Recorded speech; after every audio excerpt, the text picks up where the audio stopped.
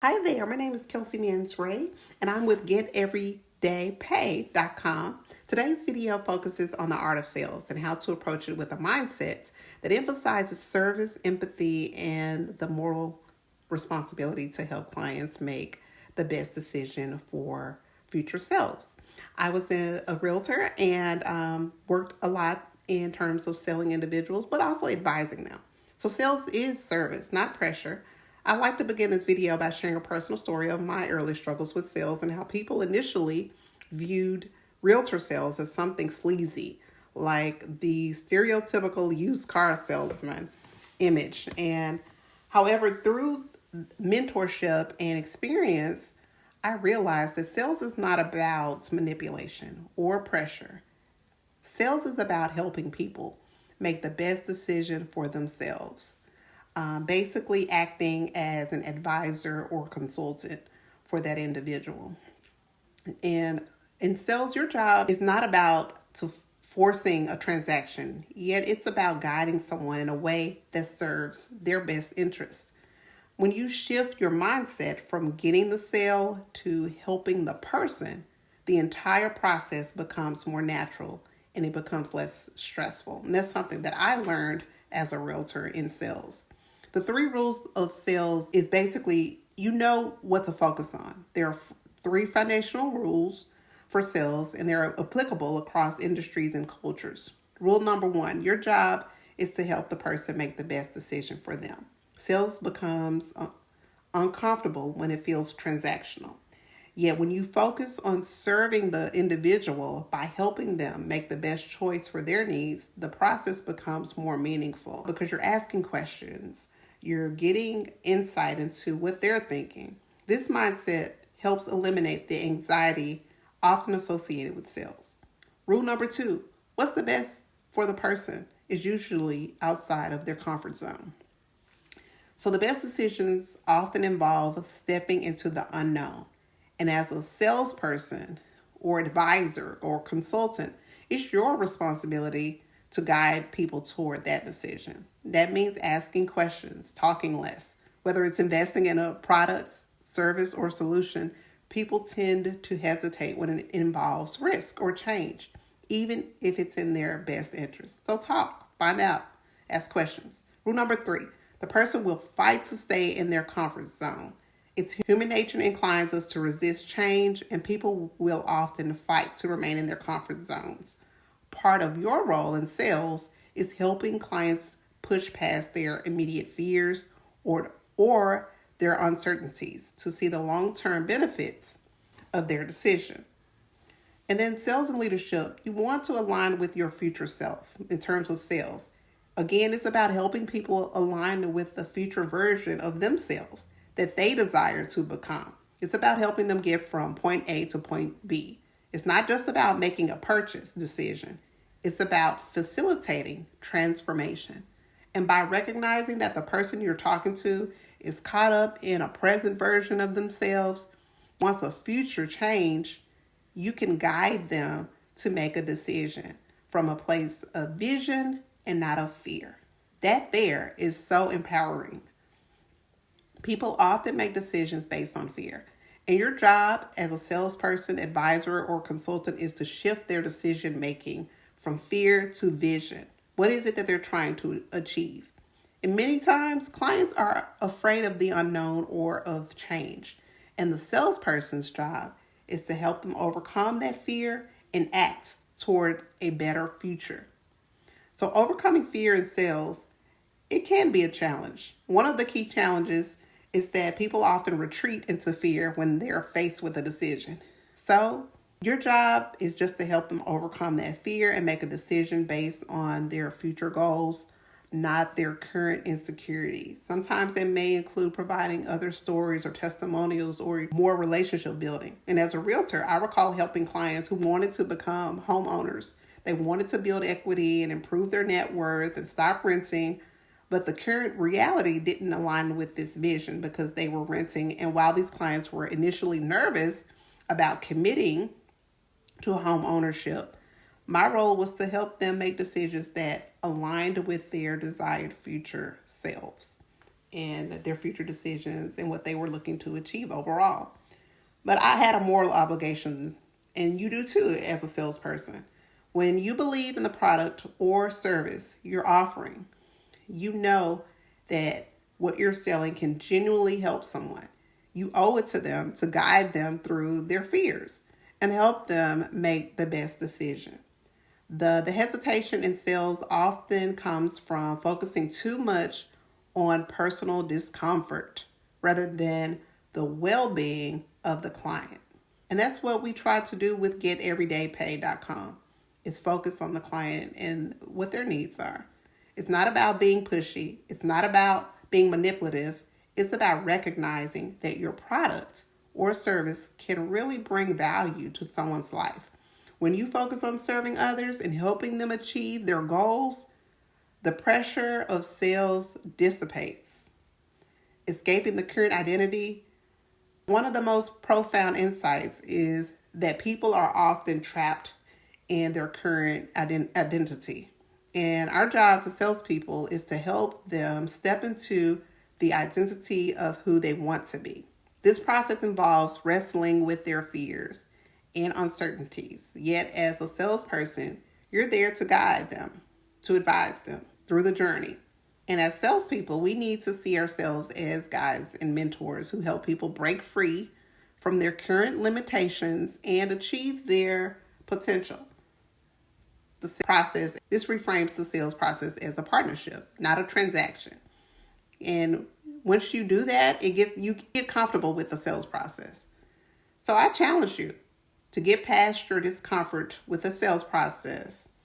Often the reluctance in sales comes from fear and rejection or discomfort with asking for money. However, when you focus on the outcome you can deliver for the client, that discomfort seems to fade away. And if you're focused on how the client perceives you rather than on the value you bring to their life, you're being selfish too.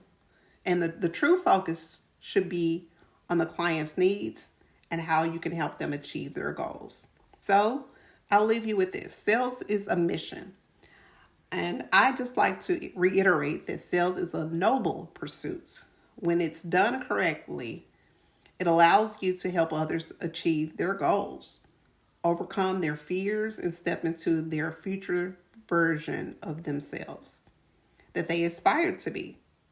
So the key to successful sales is understanding that your role is to serve, to guide, and to help people make the best decision for their lives, even if it's outside of their comfort zone.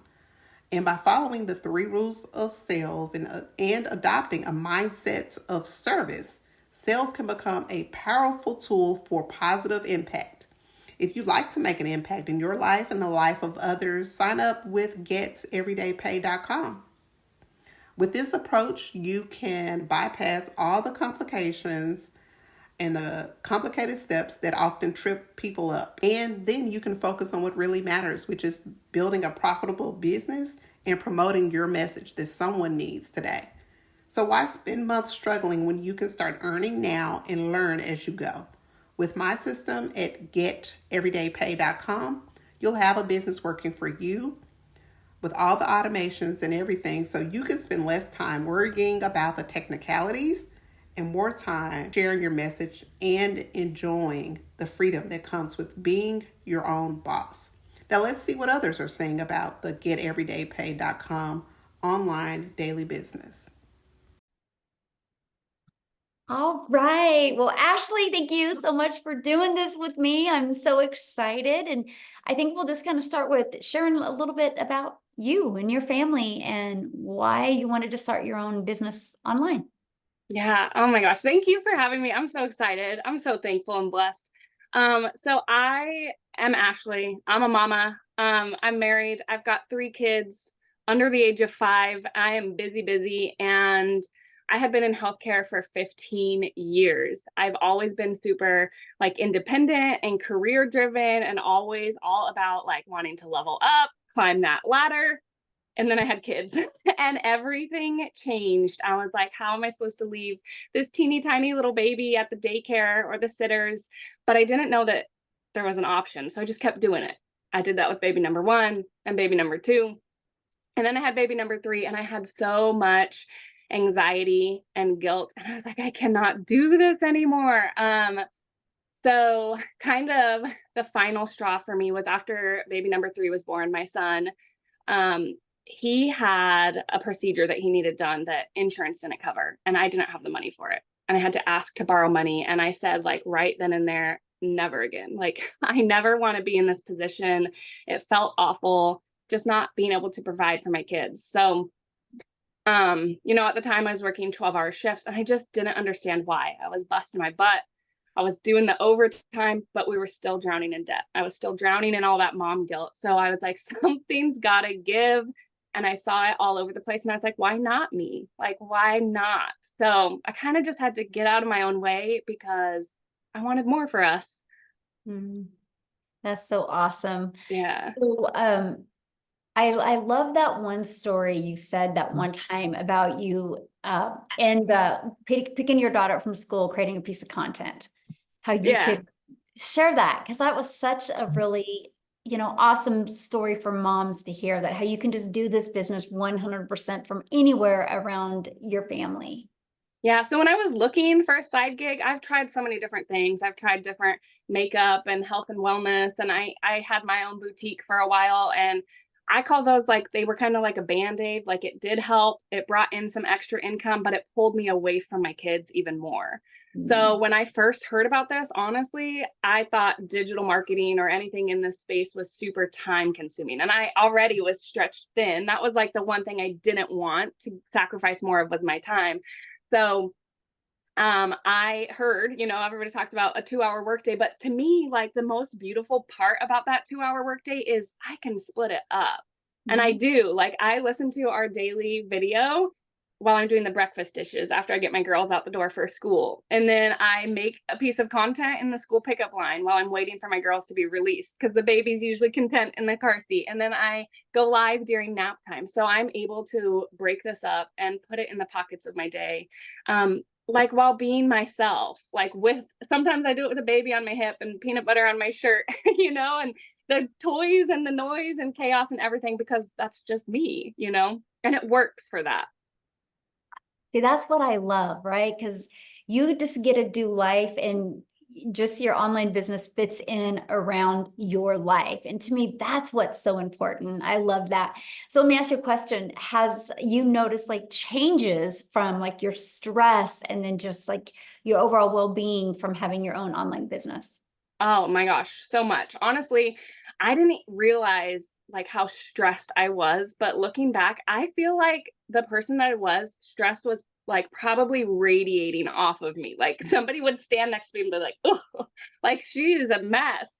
But I just now, like, it turns out, like, I wasn't a bad mom. I was just burnt out, like, I was so overwhelmed. I was constantly nagging at my husband. I was snapping at my kids because I was stretching myself too thin. And so when I, like, took control of that and figured out, like, my time is valuable and I can use it better, I've been able to be that mom that, like, my kids can play with Play-Doh now, and I'm not sitting there with an eye twitch, like, they can have loud dance parties and I'm not just like, okay, is it over? They get to just be kids being kids. And I'm not nagging my husband for spending money at lunch that we don't have. And so, yeah, absolutely. The stress, the peace of mind, like, the ability to just breathe is something that I, first of all, didn't even realize how much I was lacking it until I'm getting to experience it. And I'm like, man, I don't know how I went so long without it. I don't want to do it again. Yeah, that's a really good point. So why the Legacy Builders program? Oh man, I needed something. Like I said, I spent 15 years in healthcare. I did like a little bit of everything, but always in healthcare. So anything digital marketing, anything like in this space felt scary. Like, it was a brand new world. So I needed something that was going to give it to me like in bite-sized pieces, that wasn't going to feel overwhelming, that was going to give me support that I needed. So there's a couple reasons. I love like the coaching that we get throughout the week, but even more than that, like I love the daily videos. I know I touched on that a little bit, but just having them, like I said, in the bite-sized pieces, it makes it so much more manageable for me. And then of course, like I'm not good at tech. Like my daughter runs the TV remote better than I do. I am so bad. So the fact that we have like tech support, I was like, okay, that I can do that. And it just felt, I just felt it felt right. I felt aligned with it. I could see the biggest thing is I could see the value in it. I wasn't, people say you buy a course to sell a course, and this is like truly more than that. There's so much value in it that I don't ever like. It's crazy when somebody purchases this from me. I just know like now the sky's the limits for them, and I can't wait to see what they do with it. And I know that for me too, but there's so much value packed in this that I was like, dang, this is definitely more than a course, I love it's that. so much more. Yes. So let's talk about the community part of the Legacy Builders program. What do you think of the community? Uh-oh. I honestly was like overwhelmed with how incredible it is. Cause I've done, like I said, I've done like networks before, network marketing. I've done MLMs. And of course you get like support from your people, your team in that, but it felt like support for a reason, because when you make money, your upline makes money, and then their upline, and when you rank up, and the CEO and the founder and everybody else above you is like earning off of your effort. So the fact that in our community, it's not like that. The people that are pouring into each other in there are simply just pouring into each other because they're like genuine people, there's no like ulterior motives. They're not expecting anything out of it. And I just love, honestly, I was surprised. Like there's people in the community that I've never met, right, in real life, other than through the community. And we talk every single day. And like, I found so many friendships and support outside of a business, it's touched like my life in that way too. Yeah, that's so cool. Yeah, Yeah. you realize how many people are heart-centered when you're in a community that people are helping each other and expect nothing in return. And I love that. Absolutely. Yeah, I Yeah. love that. So what is something that you've learned in your process of an online business and that you didn't expect to learn? Let's see. Well, honestly, the attraction marketing part of it, because like I said, again, going back to it, with the different like MLMs and stuff that I've done, so many times I've heard people say, fake it till you make it. And like, that's what I did. That's what I used to do. Like, I'm not very outgoing. I'm shy. I'm an introvert. And so having to slide into people's DMs and be like, hey, we host a party. Hey, I'm so close to my goal. I didn't like that. It just didn't sit well for me. And then with this, nobody's ever told me to fake anything. In fact, like you've told me to do the exact opposite. Like, Ashley, be you. Like, it's okay if the baby's making noise. And I'm like, okay. And I remember like specifically I think it was like one of my first 3 times I ever went live. My baby at the time, he was 3 months old. I had one daughter at preschool. One was set up with her snacks and her coloring stuff. And I was like, okay, this is as good as it's going to get. And I hit the button to go live, and the baby woke up from a nap. My daughter was climbing all over me. I got a notification that I had to go get my daughter early from preschool. I was literally sweating. I was like trying to pat the baby. I was trying to talk to my people, and I just kept apologizing. I was like, I'm so sorry, you guys. And then I felt so discouraged. I got in my car, I drove to preschool, had my phone in the passenger seat, got my daughter pulled up, picked up my phone, and seen that I had made $600 while buckling my daughter in her car seat. And somebody messaged me and she's like, I needed to see your live. And her words were that you could do this amongst the chaos. And I was like, what? And it was like kind of right then. And I was like, you know what? Like, I'm not going to try to be perfect because I'm not. Like, I am a hot mess, but you can be like a hot mess success, which is what I've learned. So with that, attraction marketing, I didn't know what that meant, but really I just get to be me, and I get to, my hope is that I get to inspire other people with that. And I think that's what I'm getting to do. Gosh, I love that story. Wow. Yeah. Because it's so true. So many people try to build a business and they get exhausted because they try to be somebody else that they're not. And when you understand the power of attraction marketing, that you just get to be you, it makes it fun too. It Yeah, takes the it really pressure does. off. Definitely easier. And like you really find your crowd, your peeps, right? Mhm. You Because then, do. and after that, I would, the babies would be making noise. I'd be like, oh, sorry, guys. And they're like, oh, it's fine. We love hearing it. And I'm like, you are my people. Like, see, you are my people. Yes. Oh my goodness. Yes. So how long have you been doing this? And how Um, much have you made? so I started September of last year. So I'm 11 months and Wow. I've made $98,000 doing this, which is so crazy to me, like in the best way. I'm not kidding. 12 months ago, before I like heard about this and started this, if you would have pulled me aside, I was burnt out. I was working 12-hour shifts. I was literally, so my shift started at 6 a.m. I was leaving at 5 a.m. I was sneaking out while my kids were still asleep so I didn't wake them up. I was lucky, after a 40-minute drive there and back and shift report, I was lucky if I got 20 minutes with my kids before they went to bed. So if you would have pulled me aside, like in that moment and been like, Ashley, there's a way you're about to like step into this season of your life. There's a way that you can be present. You can work 2 hours a day from your phone and you can be that mom first. I probably would have laughed in your face. I would have been like, there's no way. You're like, is this April Fool's? Like, what is this? I cannot tell you like how much, again, like I didn't realize I was missing. My husband and I was picking up overtime. So I was doing those shifts, but then I was also picking up night shifts too. So there was occasions when he'd be on his way home from work and I'd be on my way to work and we'd literally overlap, like pull over on the side of the road, haven't seen each other all day, give each other a hug and a kiss and be like, hey, I'll see you in another 13 hours. Good luck with the kids, And it just wasn't the way, but I didn't know any better. I didn't know. So what's it like now? Because you're home all the time, and Yeah. what's it like now?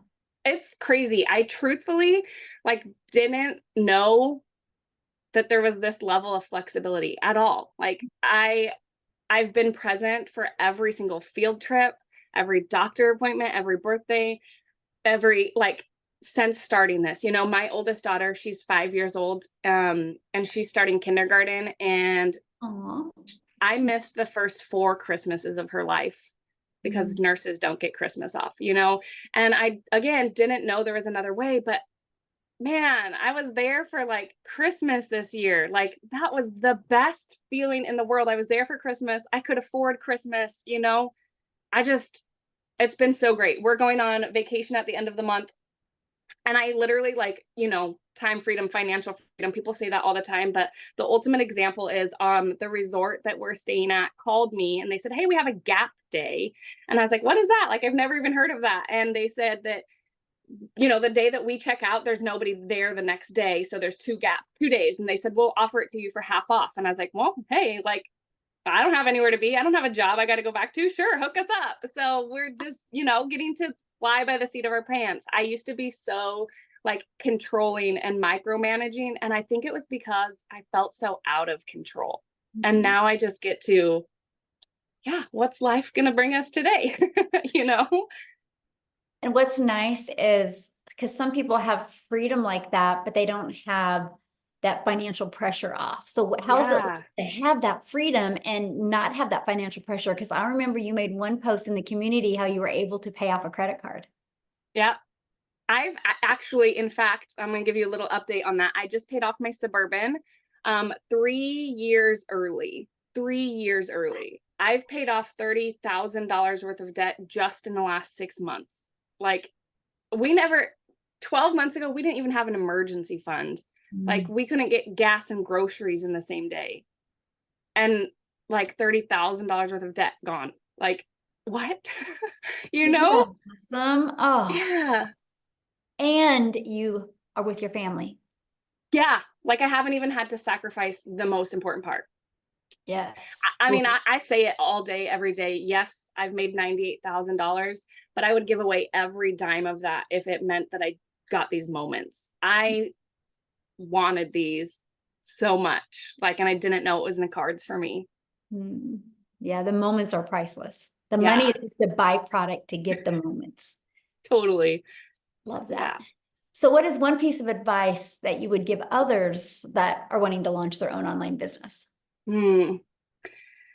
For the longest time, I sat around like jealous. I sat around seeing people on social media and I was like, oh, they're going on vacation again. They're out to dinner. She just got a new outfit, got her hair done. It must be nice. And stop, like, just stop being jealous and be inspired because it is nice. It is nice and you deserve it. Like, literally every single person deserves that, deserves all of those things. So, um, your time is valuable. And that's something that I never experienced before, especially in healthcare, like being in a pandemic, we got sick and they're like, you know what, we'll just put you on the COVID ward because you're already sick. And I was like, wait, what about my sick kids? And they're like, nope, like not our problem. I was like, well, it's my problem.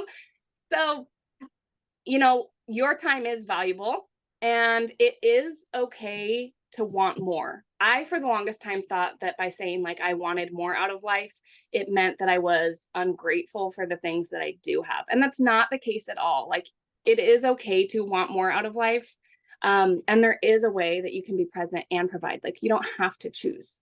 That's just what I want everybody to know that because I didn't. It took me years to accept that. That is so good. Yeah. So you're almost at 100K. You're what, 2,000 away from 100K, 98,000. Does that sound crazy to say? It does. It is crazy. You know what? Like in December, our 90-day run that was going on in December of last year, part of it was talking about New Year's goals and resolutions. And I literally wrote it down like I'm old school. I have my paper planner and I wrote it down in here that in 2024, I wanted to hit six figures just by the end of the year. I had no idea. Honestly, at that time, it felt big. It felt big and scary and out of reach. And I had no idea that I'd be doing it, let alone before, like, I gave myself 12 months to do it. And here we are. I'm doing it in August, like months early. Every single resolution that I wrote down going through that 90-day thing, I've checked off, which is crazy, crazy, crazy. Wow. So let's talk about that real quick. So we do 90-day runs inside our community. How do you feel about them? I know you talked about the daily videos, which that's part of it, but how else has it really helped you with reaching your goals, having the 90-day runs that our community does? I love them. When I joined like smack dab in the middle of one. So I feel like I have like a certain like special love for them. But again, like you said, the daily videos, just the fact that I can plug in like on the bite size. And I feel like each 90-day run, because I think I've been like part of 3-ish of them now. So each one is different. Like there's still just the fact that these are designed to teach you like how to make 30K in 90 days is mind blowing. But the fact that there's still like, you still find more to pour into us, you still like this one, talking about how to master that 2-hour workday. Yes, please sign me up. Like 2 hours. Absolutely. I'm there. So, and I literally, let me show you again. I told you like I'm old school, but these are my 90-day challenge. See, 90-day challenge, day 1. Here's my goals, right? Like I plug in, I am like front row. If you were in an auditorium, I'd be front row with my pen and paper. And it works, like that's what I want people to know, because you say it, I say it, you need to be coachable and you need to be consistent, because why wouldn't you when it works, Wow, that's good. So what's your next goal? Oh man, I don't know. I have to come, like, I was actually just looking at that because all of my resolutions for all of 2024 are done. So the only thing I have left on my resolutions is actually for 2025. And I want to take my mama to the Kentucky Derby Oh, I love next month, that. next year. Yeah. Oh, so Yeah. good. Well, thank you so much for doing this with me and for sharing with people. I love it. You are one of the nicest people I've met, and I just love that you are just a mom, and you just love your children, and you've not tried to be anybody but that, and that is why you've had success. So, what is one last thing that you could leave people with to help them, make that decision to want to go design their life?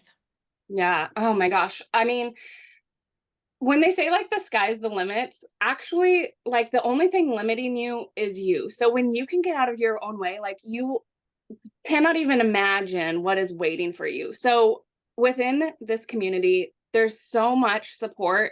And I remember like you had one of your mentorings, I think it was one of your Monday mentorings. And I hopped on and I asked my questions and I was super nervous and I raised my hand on the Zoom and I unmuted myself. And I said, hey, Michelle, like, these are my goals. This is what I'm doing. It's working a little bit, but I want more. I want it to work more. And you're like, okay, do this, this, and this. And I was like, okay. And I did this, this, and this. And I had a $3,000 week. And I was like, what?